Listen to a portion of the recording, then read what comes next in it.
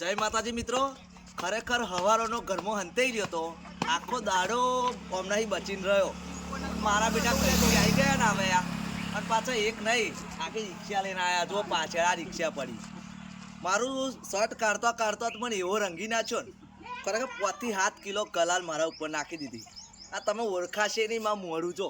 અને આ જો આ વિજય બુવાજી આ અમને મન રંગ્યો ને પેલો કિચનનો કહી ગયો, અલ્યા ભાઈ આ જાળીઓ 2 કિલો માથામાં નાખી દીધી. આ બધા ભાઈબંધો આયા ને અને મારી પથારી ફેરી નાખી. ખરેખર હંતાવાનો મિત્રો કશો અર્થ જ ના રહ્યો. આ ધૂળેટી તો ઉજવાય જ ગઈ. એટલે ગમે તેવા હંતીને બેસી રહીએ તો આપણા ભાઈબંધો ગમે તો અહીં આપણે હોધી જ કાઢે, પણ રંગે રંગે ને રંગે. તો અમે તો ધૂળેટી ઉજવી બહુ મસ્ત. કેવું મજા આવી લે તમારે બધા? અરે તમે રમે મને રમાડ્યો. તમે કલર કરી જ નાખો મારો આજે. તો મિત્રો તમે ધૂળેટી રમ્યા છો કે નહીં રમ્યા? કોમેન્ટ કરજો હો કે પાછા. જય માતાજી. જો હજુ બસ લે હવે ત્રેવા દે. જય માતાજી મિત્રો, બોલો.